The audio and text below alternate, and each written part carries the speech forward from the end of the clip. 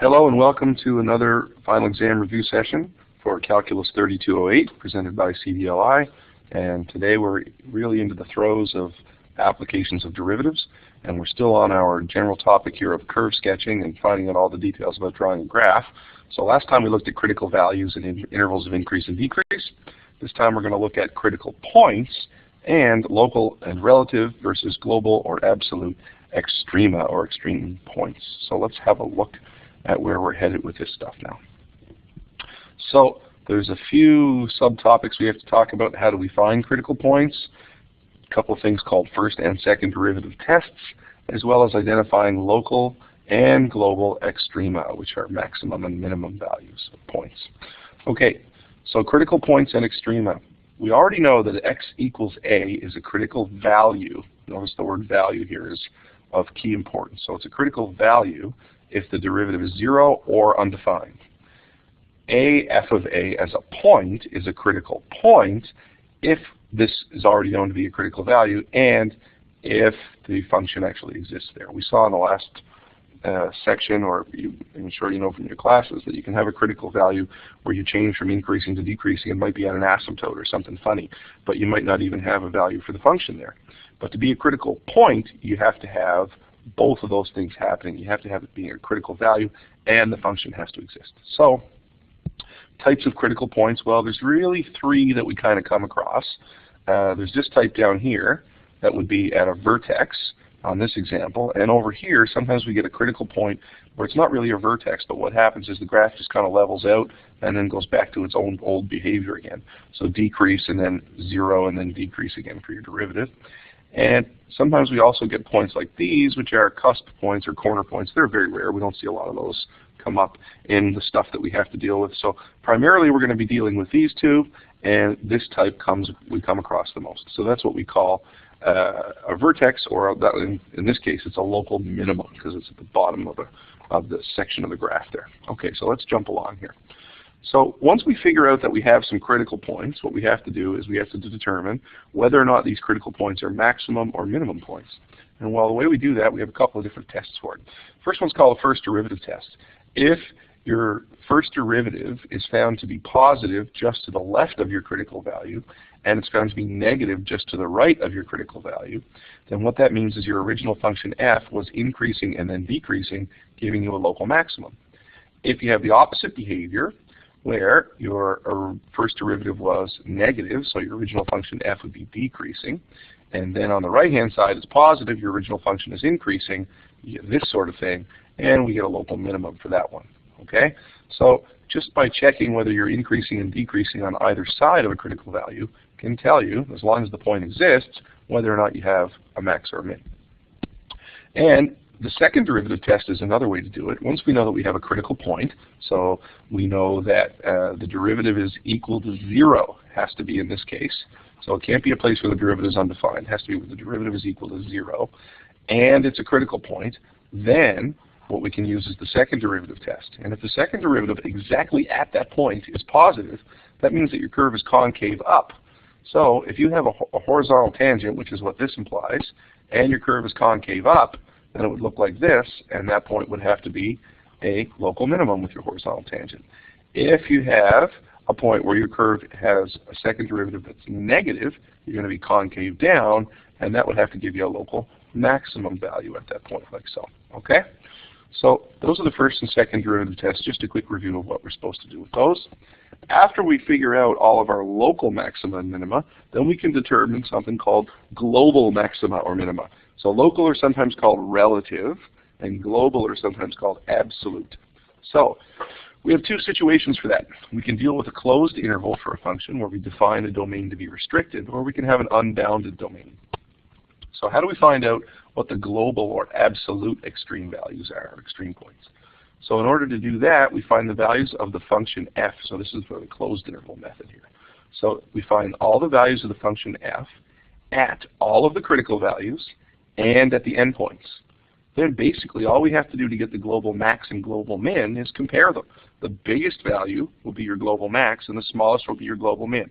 Just be careful about asymptotes, because sometimes if you have an asymptote inside that interval, then what can happen is you won't actually have a global max, or sometimes maybe not a global min. But we'll see what that means when we come across it. And for an unbounded domain, so for a function that's not bounded, you have to look at all the critical values that you can find for that function. Okay? And we got to find the function values there, so the y coordinates to get our critical points. Then we also have to look at the end behavior of the function. Does it increase or decrease forever going left and right? And we have to look for asymptotes as well. So the largest value that we get from step 1 is the global max, and the smallest is the global min, if they exist, and if the end behavior or asymptotes don't throw that out the window. So that's just a rough outline of what we have to do for these global extrema. We'll do some examples and clarify all that stuff. So identify and classify all local maxima and minima for this particular function. So the first thing we need, as always, are going to be our critical values. So let's find f prime of x.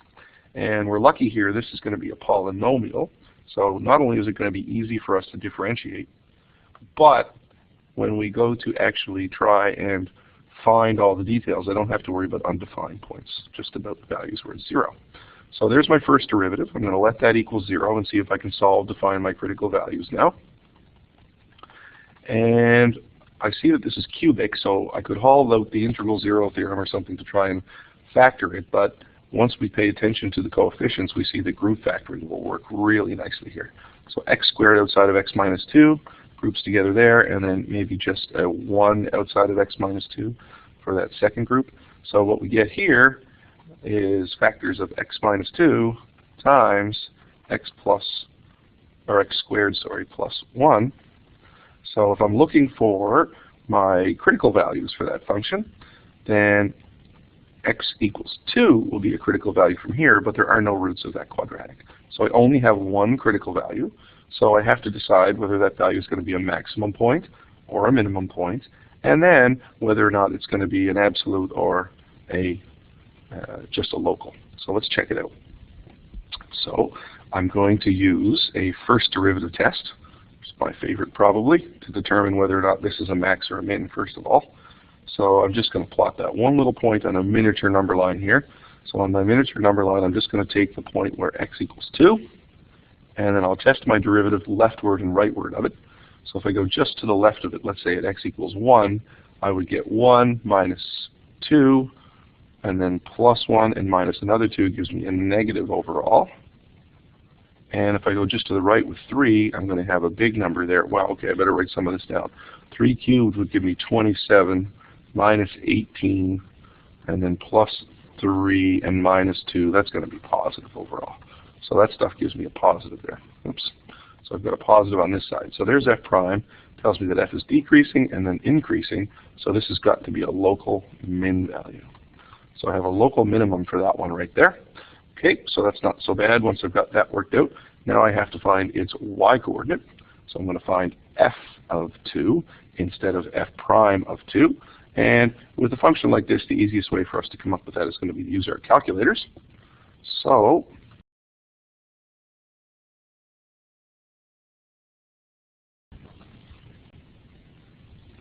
what we have to do then is evaluate f of 2. So we've got 2 to the power 4 over 4 minus 2 times 2 cubed over 3 plus 2 squared on 2 minus 2 2's and plus 5. So a quick punch of the buttons in my calculator tells me that the answer for this one should be 5/3, or about 1.7-ish. Okay, so what I've got to figure out now, that's going to be a local minimum anyway. So at the point 2 and 5/3, I have a local minimum. And then I have to remember things I know about the end behavior of the function. So this is a quartic function, and we should know that quartic functions are going to have the same behavior on both ends of the graph because it's an even power. And because our leading coefficient here is positive, then this quartic function is going to be increasing as we go to the left, and whatever it does, and it's going to be increasing as we go to the right as well. So for this quartic function, I know I'm going up on both the left and the right ends, and I have this one local min, so that tells me that this has to be also my absolute minimum. So that's my absolute min, or global min if you want, but since we increase forever on both ends, there's going to be no global max because it goes to infinity. So there's no global max for this. Okay? All right, let's try another one. So in this case, we've got a closed interval, so a boundary value here. So it says determine the absolute maximum and minimum. Just the absolute, so we don't even care about the locals here. Alrighty, it's not a very nice thing to say if you're visiting somewhere. So we'll take f prime of x, find our critical values first. That's going to be 3x squared minus 6x. And so I'm going to let that equal 0 because this is a polynomial and I don't need to worry about any of those silly undefined values. So I'm going to take out a common factor of 3x, leave me with x minus 2. So I'm going to get two critical values here, one at x equals 0 and another one at x equals 2. So we have two critical values and I've got two endpoints. So all I really have to do with this function, remember our closed interval method says, test your original function. Don't even need to worry about this one. Just test the original function and see what are the y-coordinates at each of those points. So evaluate the values of the function for each of those points. And what that'll do, you just pick the biggest one to be your global min, or sorry, your global max, and your smallest one to be your global min. So the easiest way for us to do this again will be on a calculator. So I'm going to plug each of those numbers into this equation. Alrighty.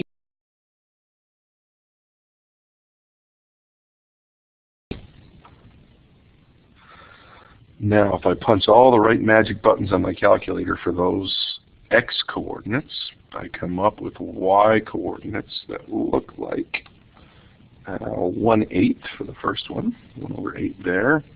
And of course, you can go through all these to verify that these are correct if you like, but pretty sure I got them right here.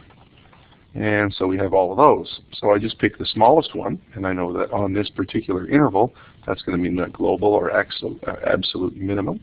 So there's my global min. And the biggest one will be my global max. And once I have those figured out, that's it. That's all we had to do for this problem. Okay, good stuff. So let's roll along to another one now. In this case, it says to find the global max and min for this particular function if they exist. So no boundary values on the outsides for a closed interval. So we've got to worry about end behavior.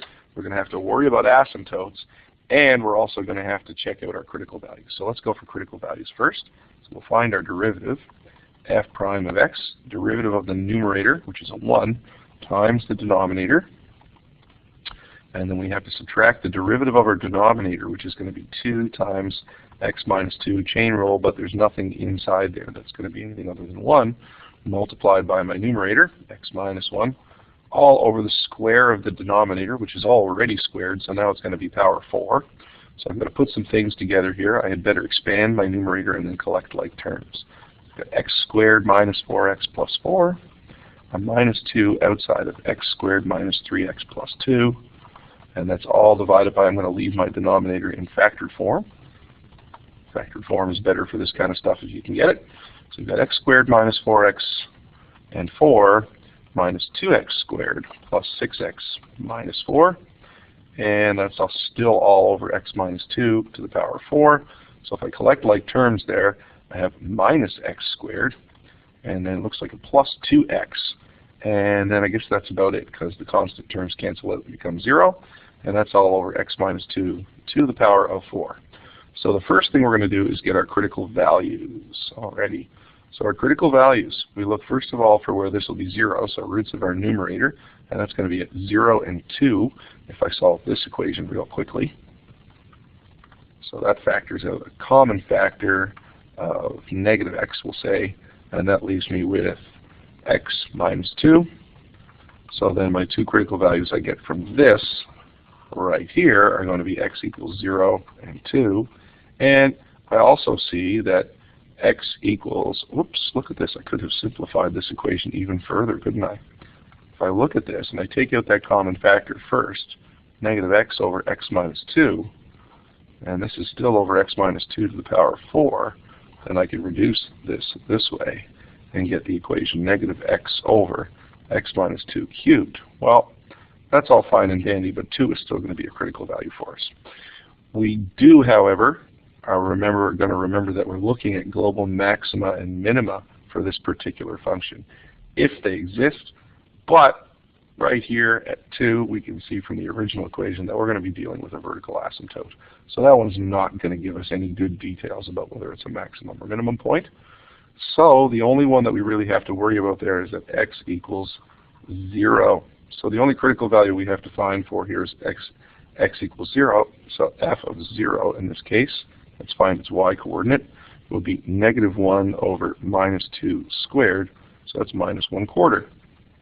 So we have one critical point, and that critical point is at 0 and -1/4.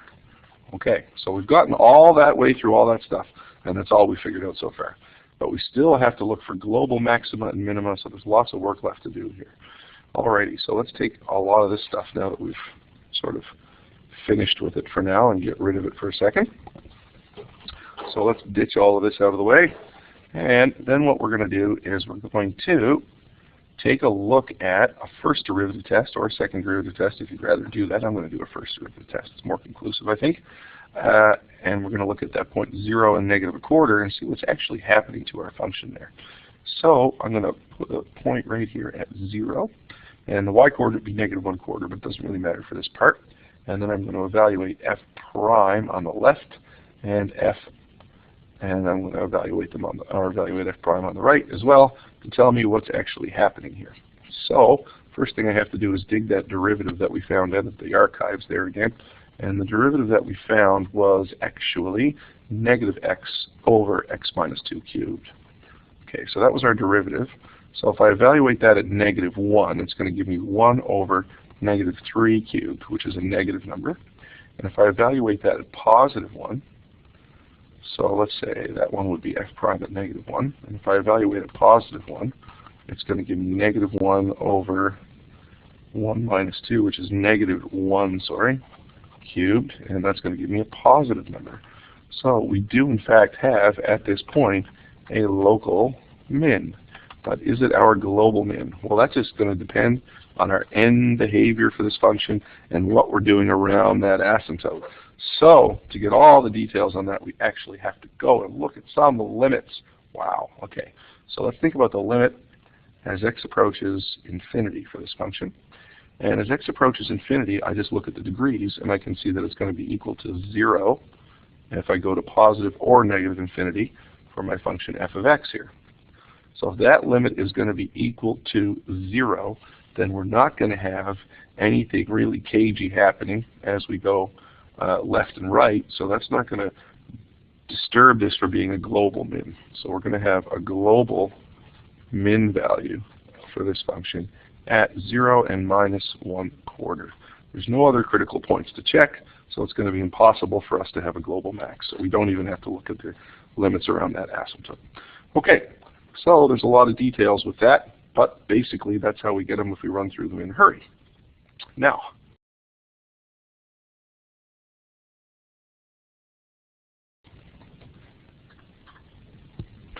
that pretty much clues up all of that stuff.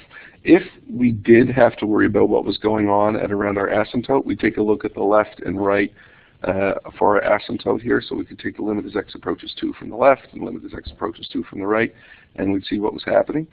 So we already know that at that asymptote, well, let's look at them anyway just to be clear. So, sorry to get you off track a little bit there, but I'm just going to take a minute to look at those limits to show you that they're both going to positive infinity, so it doesn't prevent us from having our global min. So let's take a look at our asymptote. So for the asymptote that we had here, we had at x equals 2. So the limit as x approaches 2 from the left of f of x, in this case, is going to be, so we're looking at this particular function. So we want the limit as x approaches 2 from the left of x minus 1 over x minus 2 squared. Okay, so the denominator is going to approach 0. The numerator is going to approach 1. Okay, as x approaches 2, whether I'm coming from the left or the right doesn't matter. And not only that, but the denominator is always going to be positive because of the square. So this is going to go to positive infinity. And the same could be said because of those arguments. Limit as x approaches 2 from the right of f of x will give us the same thing. Because of that square, doesn't matter, that's still going to be positive infinity. So no max, no global max, because we're going off to infinity there, but we do have this particular global minimum. Okay. So next is the your turn question. Find the global maximum and minimum for this particular function, and it's on a nice bounded interval. So you don't have to worry about infinities at endpoints and all that crazy stuff. Watch out for asymptotes, of course, but I think you'll be pleasantly surprised when you learn where this one is. Okay, so I'm going to flip to the solution for this. And so here's the solution to the your turn question with all the details worked out that you need to find. And we'll just do a quick summary now of all the stuff that we talked about in this session. So we can find critical points by determining the y values at the critical values for x, if they exist, of course. And we can use the first and second derivative test to determine if a critical point is a local max, min, or neither. And we determine global or absolute by comparing the y values of all critical points and endpoints of the domain if it is bounded. So there's a lot of stuff, but most of it is fairly straightforward, and we roll through it in a bit of a hurry there to make sure that we get all the details done in time. So hopefully your studying is going well. Good luck with your exams.